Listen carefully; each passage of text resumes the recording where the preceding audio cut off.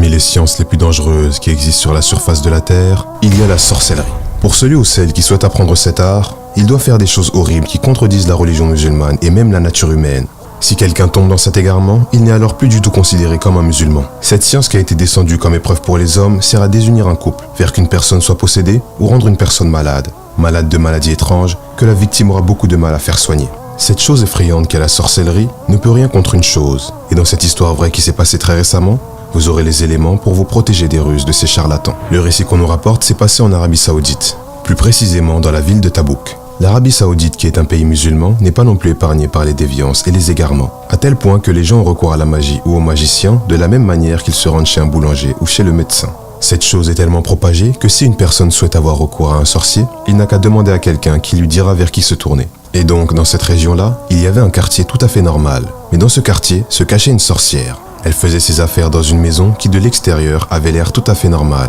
Mais ceux qui l'ont attrapée après plusieurs plaintes et suspicions ont été totalement choqués en voyant l'intérieur de la maison. Cette maison qui de l'extérieur avait l'air tout à fait normale était encore plus terrible à voir qu'un cimetière. Partout dans cette maison, il y avait des accumulations de saleté et de déchets. Dans des bouteilles et autres récipients, du sang, des ongles, des photos et d'autres écritures étranges gravées sur du papier. Après avoir attrapé cette sorcière, ils ont décidé de l'interroger. Et parmi les choses choquantes qu'a dit la sorcière lors de son interrogatoire, la majorité de ses clients étaient des femmes. Et lorsqu'elle se rendait chez elle pour lui demander un travail, c'était pour toucher des membres de leur propre famille.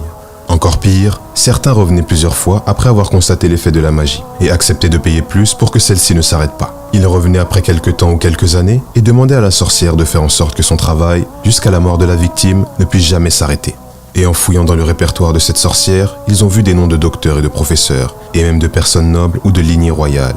Et dans toutes les choses éparpillées par-ci par-là, les hommes qui l'ont attrapée se sont aperçus qu'un nom était répété plusieurs fois. C'était le nom d'une femme. Et la sorcière a dit que sur les 5 tentatives ou plus qu'elle a fait sur elle, aucune n'a fonctionné. Et les hommes ont donc décidé d'appeler la femme pour qu'elle puisse témoigner. Après avoir retrouvé la femme, ils lui ont expliqué la situation, lui disant qu'une sorcière avait tenté à plus de 5 reprises de l'ensorceler, mais que ça n'avait jamais fonctionné. Ils lui ont donc demandé si pendant ces derniers temps, sur sa famille ou sur elle-même, elle n'avait rien remarqué. Elle répondit que non, tout allait bien pour elle et sa famille. Mais elle avait remarqué quelque chose qu'elle considérait comme insignifiant. Certaines fois, elle ressentait comme une pression sur ses fenêtres qu'elle pensait provenir du vent. Et quelquefois, les lumières de la maison clignotaient et elle s'expliquait cela par un problème de courant. Quant à la sorcière, elle a dit qu'à chaque fois qu'elle envoyait les djinns pour s'occuper des membres de cette famille, les djinns revenaient en n'ayant vu ni la femme ni ses enfants. Ce n'est pas seulement cette magicienne qui a dit ceci, mais aussi d'autres sorcières et sorciers, car pour eux aussi, sur certaines personnes, leurs sorts n'ont jamais fonctionné. Mais pourquoi cette femme et sa famille ont été sauvées et sur d'autres personnes, la magie a fonctionné? 5 tentatives envers cette femme, toutes ont violemment échoué. Et devant cette histoire qui s'est plutôt bien terminée, un homme lui a demandé « Que faites-vous pour qu'Allah vous protège contre ce que cette sorcière vous a envoyé ?»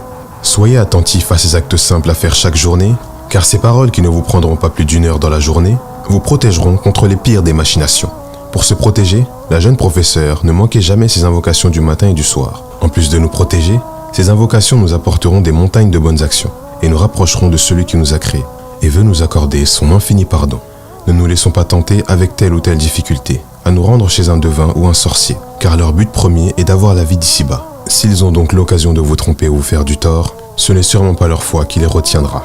Malheureusement, de nos jours, on peut facilement se faire piéger sur les réseaux sociaux par des gens qui prétendent nous aider en nous attirant avec la religion, mais qui en réalité pratiquent un shirk évident et pactisent avec les démons. Après avoir récolté des preuves pour le moins choquantes, nous vous montrerons les horreurs que provoquent celles que l'on appelle les sorcières en hijab. Alors restez connectés, et si vous ne l'êtes pas, alors abonnez-vous, car la prochaine vidéo va vous apprendre des choses que vous n'aurez sûrement jamais imaginées.